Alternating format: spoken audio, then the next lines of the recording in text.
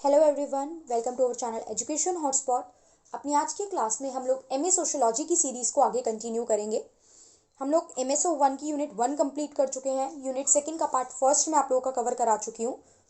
आज हम लोग यूनिट सेकंड के आगे के टॉपिक को डिस्कस करेंगे।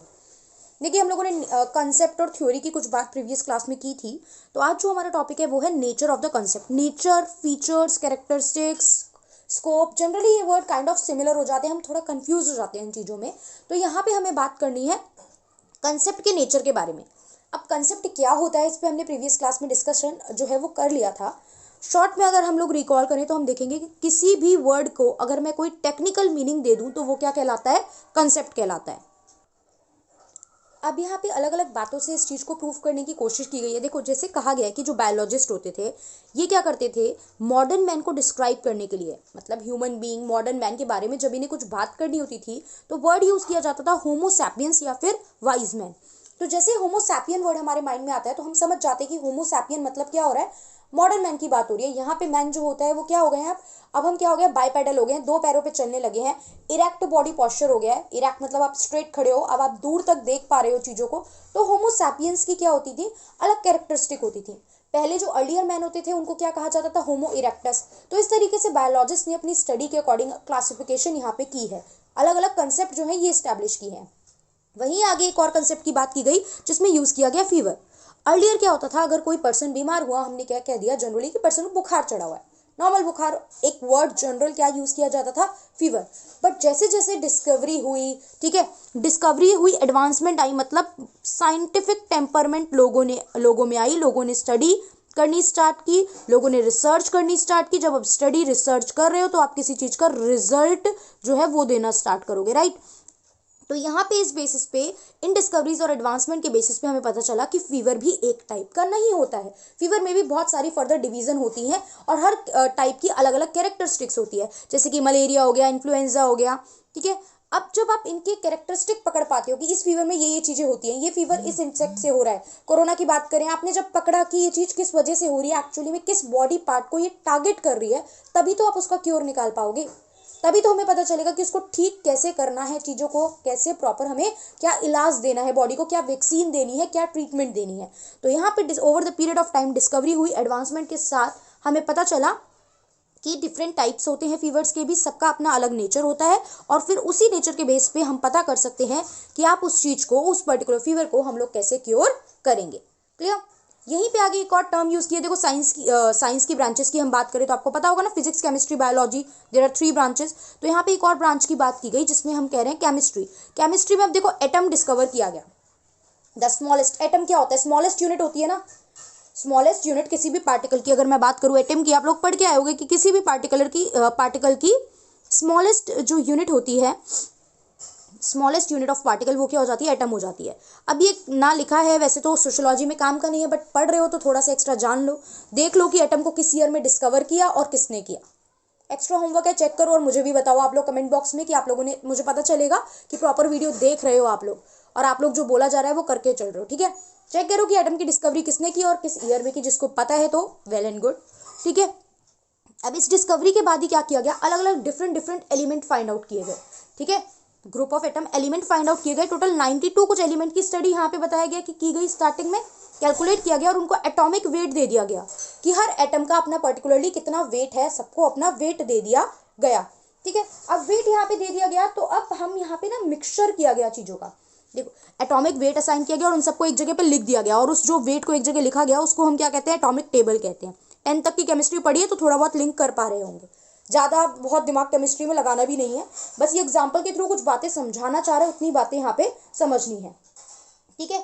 यहाँ पे ये बात भी की गई है, एलिमेंट जो होते थे वो मिक्स, आपने पढ़ा होगा। देखो 10th क्लास का फर्स्ट चैप्टर याद करो, class 10th first chapter chemical reaction, वहाँ पे हम लोग करते थे बैलेंसिंग। बच्चे बड़े परेशान हो जाते थे कई बैलेंसिंग करने में, यार क्वेश्चन पक्का आना होता है और हम परेशान हो जाते थे। तो यहाँ पे यही कहा गया है कि जो रिएक्शन होते हैं ना वो बैलेंस होते हैं, ठीक है। जब भी कोई केमिकल रिएक्शन हो रहा है तो लॉस ऑफ वेट नहीं होता, ये जो केमिकल रिएक्शन होते हैं इनको बैलेंस जो है वो कर दिया जाता है। अब हम देख रहे हैं कंसेप्ट जो, जब बहुत सारे कंसेप्ट आपस में इंटर रिलेटेड होंगे और कैसे वो कंसेप्ट इंटर रिलेटेड है, किस बेसिस पे जब हम इसकी स्टडी करते हैं तो वो एक थियोरिटिकल प्रपोजिशन हमारे सामने आती है।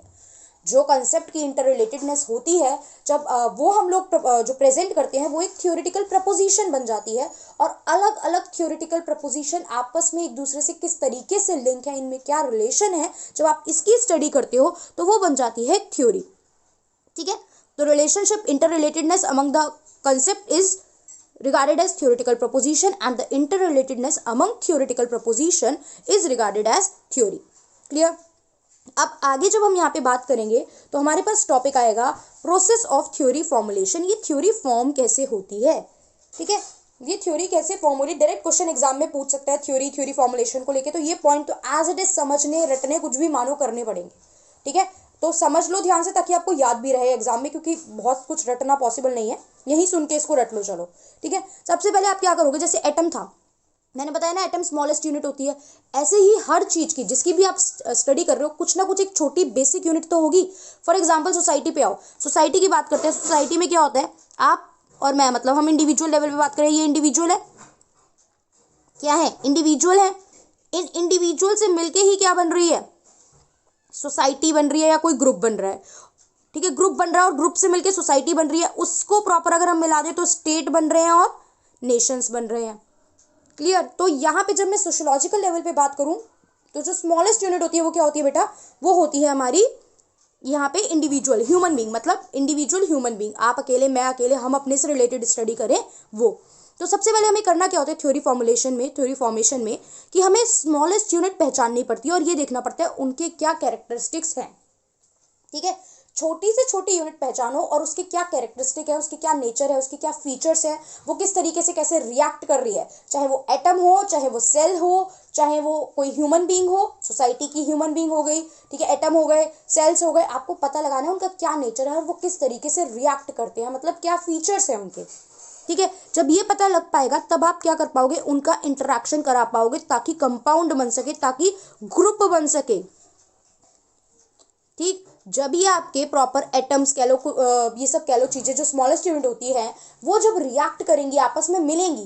देखो एक फैमिली की बात करते हैं, जब जनरली लोग रह रहे हैं, मिल रहे हैं, तो यहाँ पे क्या हो रहा है, ठीक है, वो फैमिली क्रिएट हुई। फैमिली में जब 2 3 4 फैमिली आपस में एक दूसरे से मिल रही है तो वो सोसाइटी बन रही है। ठीक है, सोसाइटी जब सारी इंटरेक्ट कर रही है आपस में तो वो स्टेट और नेशन बन रहे हैं। तो this is about the interaction. Second level पे क्या होता है, इंटरेक्शन। सबसे पहले आप आइडेंटिफाई करते हो स्मॉलेस्ट यूनिट, सेकेंड में क्या होता है, इंटरेक्शन इज डन। क्या होता है, इंटरेक्शन इज डन।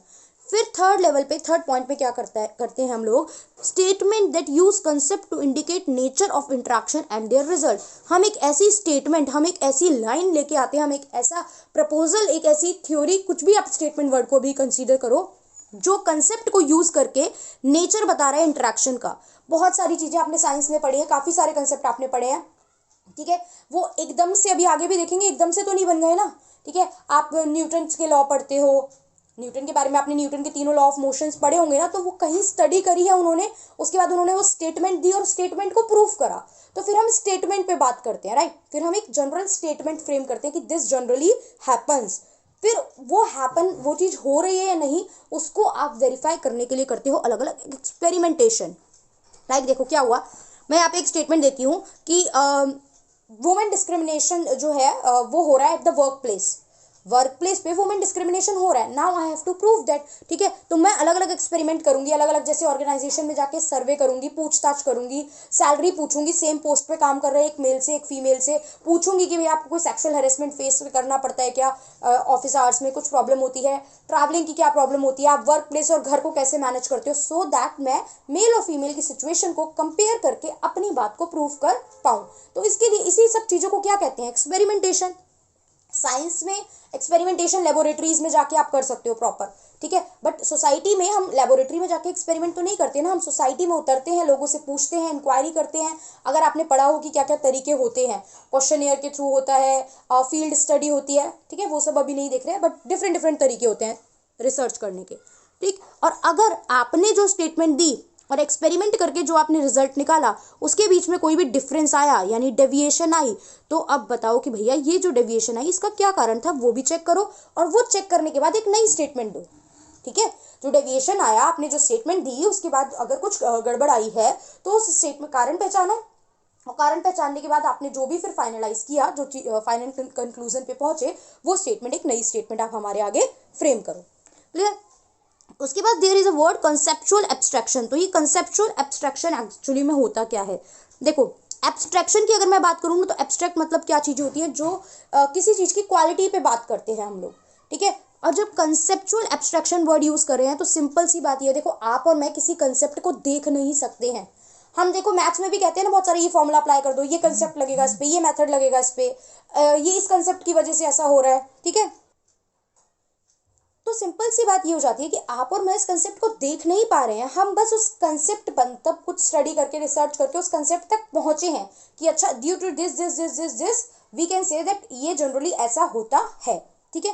तो एब्स्ट्रैक्ट का मतलब क्या होता है? जो कुछ कैरेक्टरिस्टिक शो करता है। देखो यहाँ पे इन्होंने कुछ नाउन के एग्जांपल के थ्रू शो किया है कि अगर आपको किसी चीज को कंसेप्चुअल अंडर एब्स्ट्रैक्शन शो करना है तो आप क्या करो, प्रॉपर नाउन को कॉमन नाउन बना दो। प्रॉपर नाउन में कुछ एब्स्ट्रैक्शन ऐड कर दो जिससे कि वो क्या बन जाए, कॉमन नाउन बन जाए। जैसे कि क्या होता है, देखो मैं किसी पर्टिकुलर, प्रॉपर नाउन क्या होता है, जब मैं इंडिविजुअल किसी पर्सन की बात कर रही हूँ, ठीक है। जब मैं नाम लेके बोल रही हूँ, लाइक मैंने बोला रवि, पुष्पा, तो मैं एग्जैक्टली रवि की बात कर रही हूँ आपसे, मैं पुष्पा की बात कर रही हूँ आपसे। But when I am saying using the word teacher, I am using the word student, I am using the word group, तो आई एम नॉट मैंशनिंग, मैं मेंशन नहीं कर रही हूँ कौन से टीचर, कौन से स्टूडेंट, कौन से ग्रुप की मैं बात कर रही हूँ। तो जब एक जनरल वर्ड यूज किया जाता है ना, तो उसे हम क्या कहते हैं, कॉमन नाउन, ठीक है। तो ये सारी चीजें क्या शो करती हैं, ये सारी चीजें शो करती हैं एब्स्ट्रैक्शन।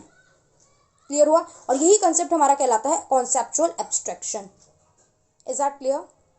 तो ये हमने एक टॉपिक कर लिया। अब अगले टॉपिक को हम लोग अपनी नेक्स्ट वीडियो में करेंगे। और मैं ट्राई करती हूँ कि MSO 1 हम लोग कर ही रहे हैं, यूनिट 2 पे हम लोग चल रहे हैं, और आपकी जो दूसरी MSO 2, 3, 4 है, मैं कोशिश करती हूँ कि मैं उनके भी कुछ चैप्टर्स जो है वो आपके साथ कवर करूँ। So that's all for today.